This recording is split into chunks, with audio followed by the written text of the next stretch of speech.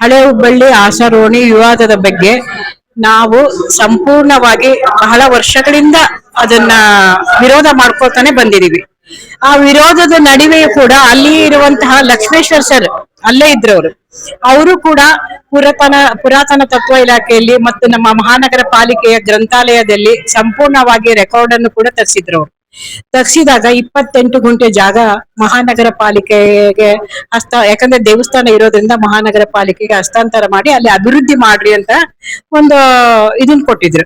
ಆದ್ರೆ ಇವರು ಅಭಿವೃದ್ಧಿ ಮಾಡದೆ ಆ ಜಾಗಗಳನ್ನೆಲ್ಲ ಮನೆಗಳಿಗೆ ಕೊಟ್ಟು ಮತ್ತೆ ಮಧ್ಯಭಾಗದಲ್ಲಿ ಎಲ್ಲರಿಗೂ ತಾವನ್ನ ಅದನ್ನ ಇಟ್ಕೊಂಡು ಈಗ ಒಂದು ಏನು ವಿವಾದಕ್ಕೆ ತಂದು ಒಡ್ಡಿದ್ದಾರೆ.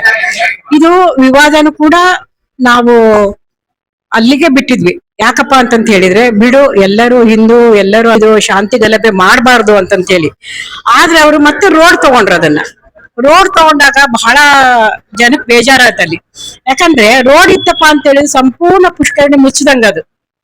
ಮತ್ತೆ ರಾತ್ರಿ ಅಲ್ಲ, ಇವರು ರಾತ್ರಿ ರೋಡ್ ಮಾಡಿಸಿದ್ರು. ಯಾವ ಉದ್ದೇಶಕ್ಕೆ ರಾತ್ರಿ ರೋಡ್? ಪುಷ್ಕರಣಿ ಇಲ್ಲ ಅಂತ ಇಲ್ರಿ ಸರ್, ಪುಷ್ಕರಣಿ ಇದೆ ಅಲ್ಲಿ. ಸಂಪೂರ್ಣವಾಗಿ ನೀವು ಪುರಾತನ ತತ್ವ ಇಲಾಖೆಯಲ್ಲಿ ನೋಡ್ರಿ, ಇಲ್ಲಾಂದ್ರೆ ಹಳೆ ಪೇಪರ್ಸ್ ಎಲ್ಲ ಬಾಂಬೆಯಲ್ಲಿ ಸಿಕ್ತಾವ್. ಬಾಂಬೆ ಪುರಾತನದಲ್ಲಿ ಸಿಕ್ತಾವ್. ನೀವು ಸಂಪೂರ್ಣವಾಗಿ ಅದನ್ನ ಪರಿಶೀಲಿಸಿ ನೋಡಿದಾಗ ಪುಷ್ಕರಣಿ ಇತ್ತು ಅಂತ ಅಲ್ಲಿ ಬಹಳ ಜನ. ಈಗ ನಾನ್ ಬಂದೆ 45 ವರ್ಷ ಸಾಕು ಲಗ್ನ ಆಗಿ.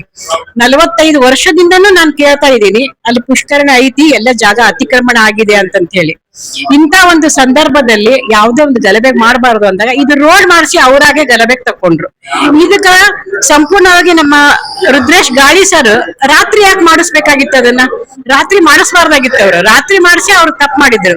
ಯಾಕಂತಂತ ಹೇಳಿದ್ರೆ ಅಲ್ಲಿ ರಾತ್ರಿ ಎಷ್ಟು ಜನ ಕೆಲ್ಸಕ್ಕೆ ಹಚ್ಚಿ ರಾತ್ರಿ ರೋಡ್ ಮಾಡೋ ಅಂತ ಜರೂರತ್ ಏನಿತ್ತು? ಈ ಉದ್ದೇಶಕ್ಕ ಆ ಮೇಲೆ ತಿಳಿತೈತಿ ನಿಮಗೆ ಸಂಪೂರ್ಣವಾಗಿ ಅಲ್ಲಿ ಅತಿಕ್ರಮಣ ಆಗಿದೆ, ಪುಷ್ಕರಣೆ ಇದೆ ಅಂತಂತ ಹೇಳಿ. ನಾವು ನಮ್ ಡಿಮ್ಯಾಂಡ್ ಏನಿಲ್ರಿ, ಯಾರಿಗೂ ಅನ್ಯಾಯ ಆಗ್ಲಾರ್ದಂಗ ದೇವಸ್ಥಾನದ ಜಾಗ ಪುಷ್ಕರಣಿ ಅದನ್ನ ಯಥಾಸ್ಥಿತಿಯಲ್ಲಿ ಯಾವ ರೀತಿ ಇತ್ತು ಆ ರೀತಿ ಬಿಟ್ಕೊಟ್ರೆ ಸಾಕು. ಯಾರಿಗೂ ಅನ್ಯಾಯ ಆಗ್ಬಾರ್ದು ಅಷ್ಟೇ, ಮತ್ತೇನಿಲ್ಲ. ಸ್ಥಳೀಯ ಪಾಲಿಕೆ ನಮ್ದೇ ಆಡಳಿತ ಐತಿ, ನಾವ್ ಮಾಡ್ತೀವಿ, ಇಲ್ಲ ಅನ್ನಂಗಿಲ್ಲ.